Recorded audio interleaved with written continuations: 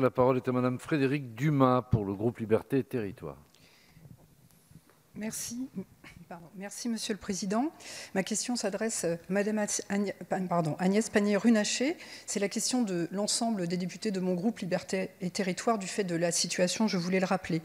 Face aux répercussions économiques de la crise actuelle, nous avons voté un soutien massif aux entreprises en vous donnant des prérogatives étendues. Mais aujourd'hui, les modalités d'application interrogent car il existe un écart entre les annonces fortes et la réalité du terrain.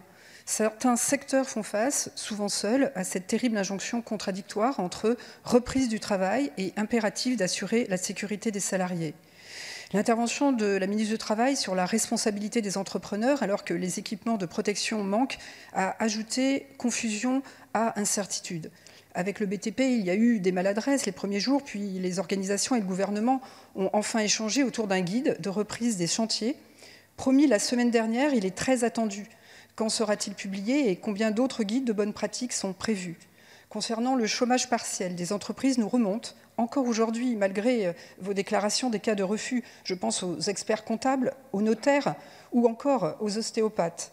Le fonds de solidarité suscite d'autres questions. Que se passera-t-il si le nombre d'entreprises éligibles dépasse les 400 000 prévus?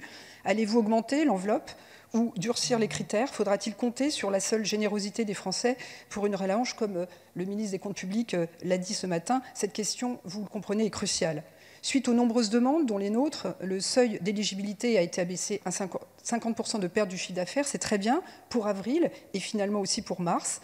Mais pourquoi ne pas calculer la baisse d'activité à partir du confinement de 15 mars donc, et non à partir du 1er mars? Aujourd'hui, 31 mars, nos entreprises les plus petites font face à leurs échéances, à l'urgence. Elles ont besoin d'être rassurées.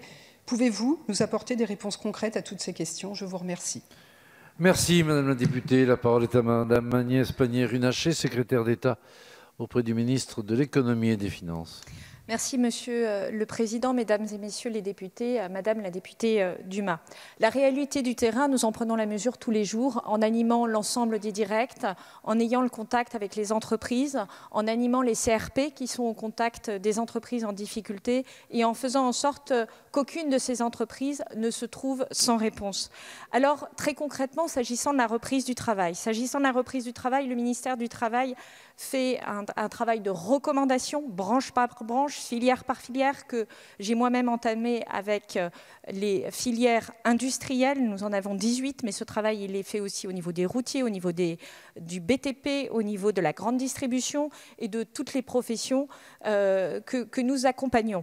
Je veux signaler d'ailleurs ici le travail remarquable de l'UIMM qui a pris et a accompagné ses propres entreprises et qui a commis un guide de référence qui peut être utilisé très largement par d'autres entreprises et effectivement renvoyé au travail de Muriel Pénicaud et Laurent Pietraszewski qui, branche par branche, filière par filière, élaborent ces recommandations et qui sont à la disposition des professionnels pour s'assurer que les mesures de distanciation et les gestes anti-barrières soient mis en place, quelles que soient les situations de travail, parce que, vous l'avez compris, notre priorité est que les salariés puissent prendre le travail, comme nous le faisons aujourd'hui, en parfaite sécurité. Ça, c'est le premier point. Le guide du BTP, il est prêt, il faut encore le finaliser. La question des équipements, nous y répondons. C'est exactement le sens de ce qui a été fait, qui permet aujourd'hui de fournir des équipements individuels de type masque qui ne sont pas nécessairement nécessaires pour faire les mesures de distanciation et les gestes anti-barrières, mais qui sont demandés par beaucoup de salariés.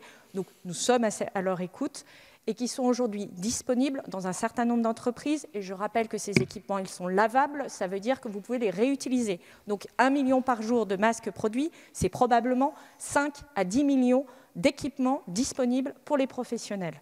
Merci, Madame la Ministre.